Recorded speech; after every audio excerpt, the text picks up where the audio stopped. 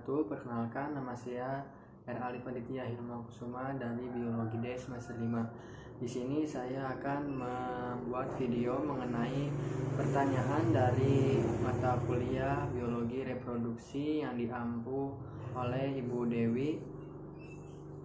Di sini saya akan menjawab pertanyaan mengenai sistem reproduksi pada pria. Pertanyaannya itu ada 5. Yang pertama, apa sajakah hormon-hormon yang berperan pada sistem reproduksi laki-laki? Yang pertama itu ada follicle stimulating hormone atau FSH. Hormon FSH ini diproduksi di kelenjar pituitari, yaitu kelenjar yang berukuran sebesar kacang polong. Hormon ini memiliki peranan penting terhadap perkembangan seksual. Yang kedua ada luteinizing hormon. Hormon ini juga diproduksi di kelenjar pituitari dan memiliki sistem dengan hormon FSH serta saling melengkapi. Yang ketiga ada hormon testosteron.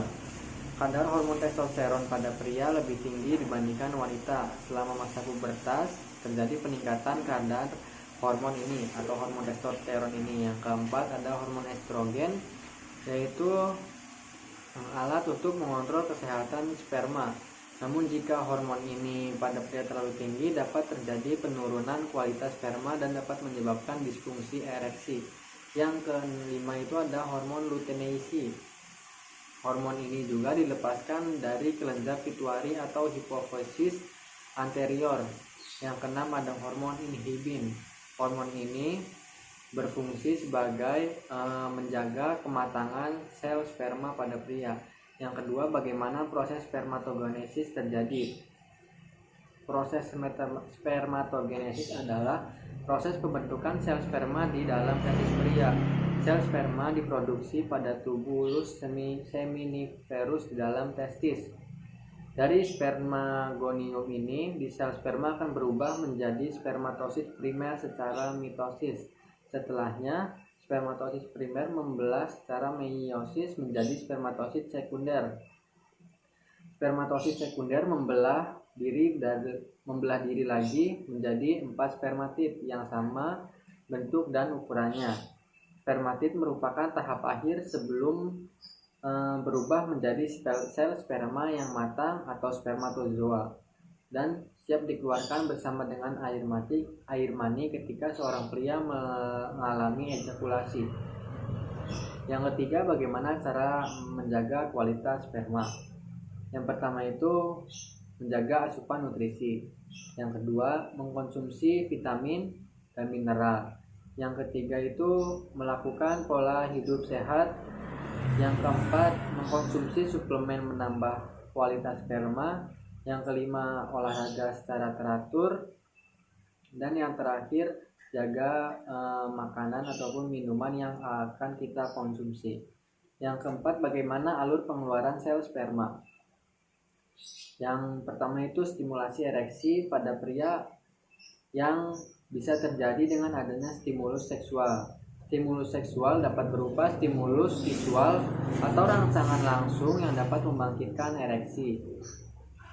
Yang kedua, ejakulasi. Ejakulasi merupakan puncak dari hubungan seksual, di mana terjadi aktivasi persarapan simpatis. Pada fase ejakulasi akan terjadi pengeluaran cairan semen yang mengandung sperma. Cairan semen ini akan dikeluarkan secara ritmik. Yang ketiga, masa refraktor. Setelah ejakulasi, pria akan memasuki masa refraktor dan di mana terjadi aktivasi persarapan simpatis pada pria. Umumnya pria muda lebih cepat masa refraktornya dibandingkan dengan pria yang sudah berumur. Yang kelima, apa sajakah gangguan pada sistem reproduksi pria? Yang pertama itu ada hernia inguinal. Ini adalah kondisi yang terjadi pada alat reproduksi pria ketika dinding perut bagian bawah melemah sehingga usus turun ke kantung testis atau bagian samping penis. Yang kedua itu ada hidrokel. Penyakit pada alat reproduksi pria di mana kondisi kantong testis dipenuhi oleh cairan yang mengelilingnya. Yang ketiga ada balanitis. Kondisi ini iritasi atau peradangan yang terjadi pada bagian ujung penis atau kepala penis. Yang keempat ada kanker testis. Kanker testis ini berfungsi sebagai penyumbat sel sperma penghasil hormon testosteron, serta tempat produksi sel sperma berkurang karena adanya kanker testis ini. Yang kelima, pembengkakan skrotum. Skrotum ini berperan untuk mengandung saraf dan pembuluh darah. Organ ini sebagai pengontrol suhu testis. Yang keenam, disfungsi ereksi. Disfungsi ereksi adalah kondisi di mana pria tidak bisa mendapatkan atau mempertahankan ereksi yang cukup kuat dalam berhubungan seksual. Yang ketujuh, biasanya gangguan pada prostat atau gangguan prostat. Gangguan ini menyerang pria yang berusia di atas 50 tahun. Prostat ini sendiri adalah kelenjar yang dapat pada sistem reproduksi pria yang memupuk saluran kemih atau uretra. Kelenjar prostat ini berfungsi mengeluarkan cairan yang menyuburkan dan melindungi sperma. Terima kasih, itulah jawaban yang bisa saya sampaikan. Kurang lebihnya mohon maaf. Wassalamualaikum warahmatullahi wabarakatuh.